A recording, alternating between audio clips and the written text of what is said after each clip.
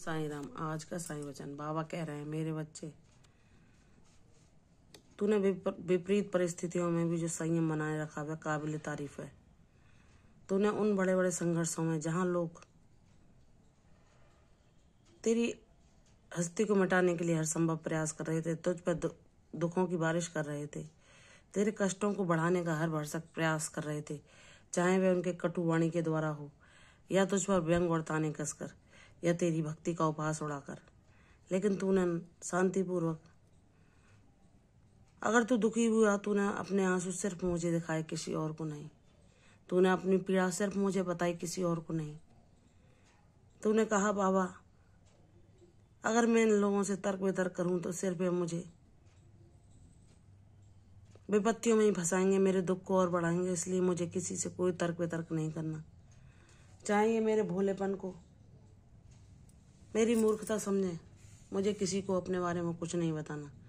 जो लोग मेरी जैसी ऊर्जा के हैं ही नहीं, वह मुझे क्या पहचानेंगे कि मैं कैसा हूँ, मेरा बाबा से क्या रिश्ता है।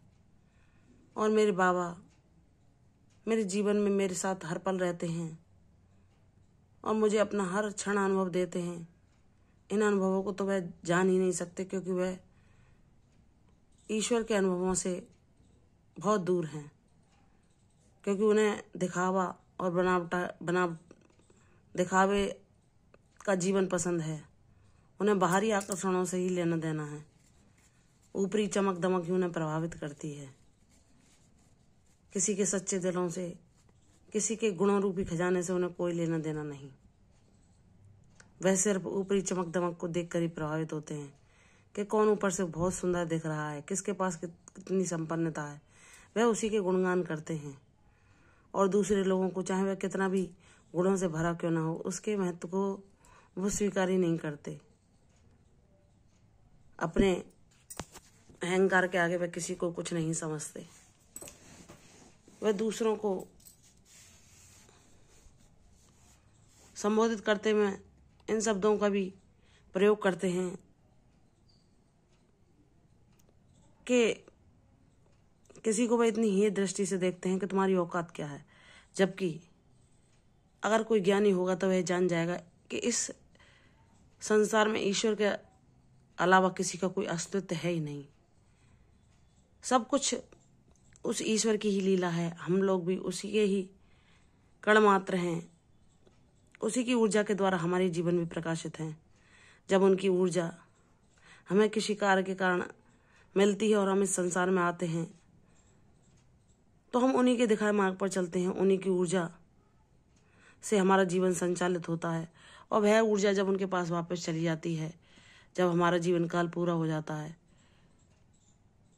तो मानव का शरीर वह उसी मिट्टी में, जहाँ से जिस मिट्टी से वो बना होता है, उसी में व्याप्त होकर भूमंडल में हमेशा के लिए व्याप्त हो जाता है। लेकिन अहंकारी लोग इस ज्ञान को नहीं जान पाते। वह ये सोचते हैं कि किसी का अस्तित्व तो उसकी आर्थिक संपन्नता से ही होता है।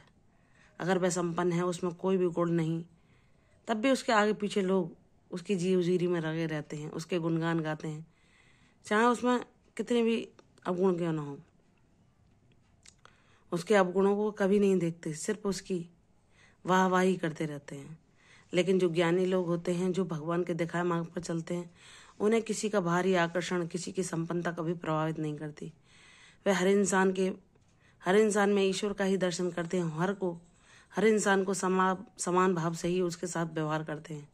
उनके लिए कोई ऊंचा नीचा, कोई छोटा बड़ा नहीं होता। उनके लिए आत्मा रूप में सभी जीवों में वही बाबा निवास कर रहे हैं।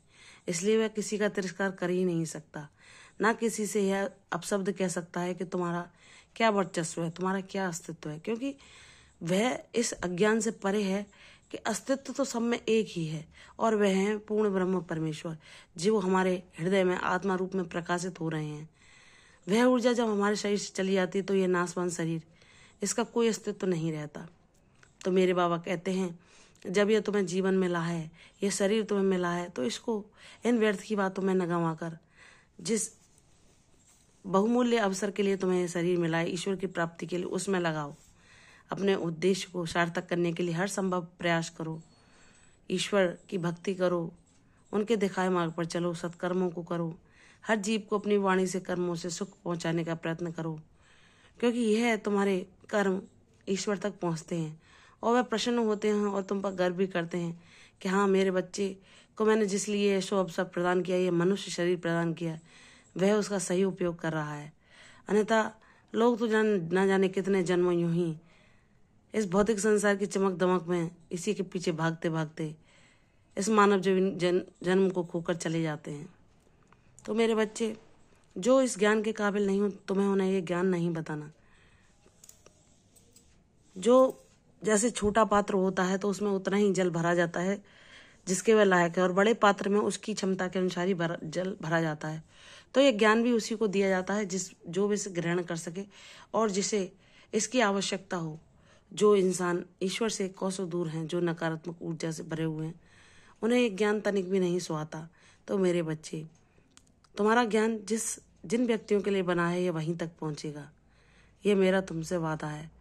तुम जिन परिस्थितियों में, जिन ऋणानुबंधों में, अपने संघर्षों के साथ अपनी विपरीत परिस्थितियों को सहकर भी मेरी भक्ति कर रहे हो, वह काबिल तारीफ है और तुम्हें इसका पुरस्कार तुम्हारा बाबा अवश्य देगा। तुम हिम्मत ना हारना, इन समस्याओं से ना थकना। मैं हूँ तुम्हारे साथ, हर पल देख रहा हूँ तुम्हारे प्रयासों को, और मैं तुम्हारे लिए वह योजना भी बना रहा हूँ जो तुम्हें इन समस्याओं से मुक्त करा सके, तुम्हें स्वच्छंद तुम्हारे मन का जीवन प्रदान कर सके, जहाँ तुम सत्कर्मों को करते हुए सेवा भाव में शांतिपूर्वक अपने जीवन को ईश्वर भक्ति में व्यतीत करो। मेरे बच्चे, तुम्हारा हर सपना साकार होगा, यह तुम्हारे गुरु का वादा है। बस तुम हिम्मत ना हारना, चलते रहो, तुम्हारी सफलता बहुत करीब है। बाबा तुम्हारे जीवन में ऐसे अपने पवित्र ऊर्जा वाले तुम्हारे सहयोगियों को भेजेंगे जो तुम्हें तुम्हारी इन परिस्थितियों से निकलने के मार्ग दिखाएंगे, सुझाएंगे, और तुम उस रास्ते पर चलकर मेरे उन बच्चों को धन्यवाद देना और तुम उन कष्टों से मुक्त होकर सदैव सत्कर्मों को करते हुए अपना जीवन उद्देश्यपूर्ण बनाना। बस तुम्हारा ये बाबा यही चाहता है। मेरे बच्चे, तुम्हारे लिए सहायता के अवसर शीघ्र ही तुम्हारे जीवन में आएंगे। मुझ पर विश्वास करो, तुम्हारी जीत यादगार होगी। प्रसन्न रहो, यशस्वी भव, दीर्घायु भव। कल फिर आऊंगी साईं वचन के साथ। तब तक के लिए ओम साईं राम।